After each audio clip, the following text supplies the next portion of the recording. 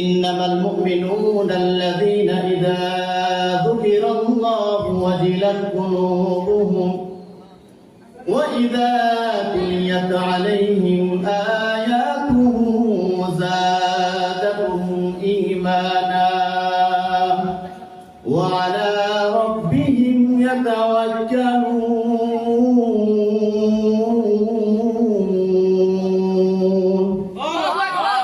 আল্লাহ রাব্বুল আলামিন ডাকিয়া বলেন, ইন্নামাল মুমিনুনাল্লাযীনা ইযা যুকিরাল্লাহু ওয়াজিলাত কুলুবুহুম। মুমিন বান্দা এক নম্বর গুণ হলো আমি আল্লাহ রাব্বুল আলামিনের জিকির করবি। আমি আল্লাহ রাব্বুল আলামিনের জিকির হওয়া মাত্রই, স্মরণ হওয়া মাত্রই মুমিন বান্দার অন্তরের মধ্যে ভয় ঢুকে যাবে। বলে কেমন ভয়? আল্লাহ রাব্বুল আলামিন বলেন, ও বান্দা তুমি কেমন জিকির করবা জানো?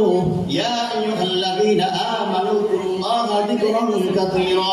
হে ইমানদারগণ, তুমি আমার জিকির করো। বলে কেমন জিকির করব? আল্লাহ রাব্বুল আলামিন বলেন, উযকুরুল্লাহা যিকরান কাসীরা। অধিক পরিমাণে জিকির করো।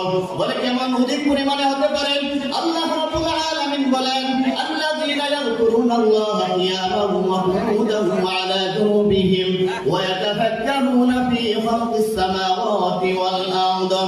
আল্লাহ রাব্বুল আলামিন বলেন, দুনিয়ার ভিতরে তারাই হলো বুদ্ধিমান, দুনিয়ার ভিতরে তারাই হলো জ্ঞানী ব্যক্তি, যারা হাঁটা অবস্থায়, বসা অবস্থায়, এমনকি দাঁড়ানো অবস্থায় আমি আল্লাহ রাব্বুল আলামিনের জিকির করে, তারাই হলো আমার ভাষায় জ্ঞানী এবং বুদ্ধিমান। আল্লাহ রাব্বুল আলামিনের জিকির করলে কি লাভ? রাসূল কারীম সাল্লাল্লাহু আলাইহি ওয়াসাল্লাম বলেন, লিকুল্লি শাইইন সিকালাতুন ওয়া সিকালাতুল কুলুবি যিকরুল্লাহ।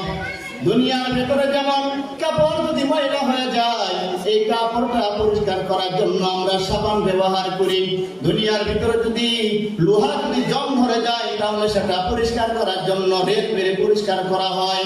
তেমনি ভাবে আল্লাহর রাসূল সাল্লাল্লাহু আলাইহি ওয়াসাল্লাম বলেন, তোমার অন্তর যদি গুনাহের দ্বারা ময়লা হয়ে যায়, তোমার অন্তর যদি গুনাহের দ্বারা অপরিষ্কার হয়ে যায়, তাহলে তোমার এই অপরিষ্কার ময়লা কলবটা তুমি পরিষ্কার করার জন্য একমাত্র মেডিসিন হলো আল্লাহ তাআলার জিকির। এই জিকির করলে দুইটা লাভ। এক নম্বর লাভ হলো কলবটা পরিষ্কার হয়ে যায়। দুই নম্বর লাভ হলো আল্লাহ তাআলার সাথে বান্দা গোপন সম্পর্ক হয়ে যায়, ভালোবাসা সৃষ্টি হয়ে যায়। বলে কেমন ভালোবাসা সৃষ্টি হয়? আল্লাহ রাব্বুল আলামিন বলেন, ফাযকুরুনি আযকুরুকুম। যে হে মুমিন বান্দা, তুমি আমাকে ডাকো, আমি তোমাকে ডাকবো।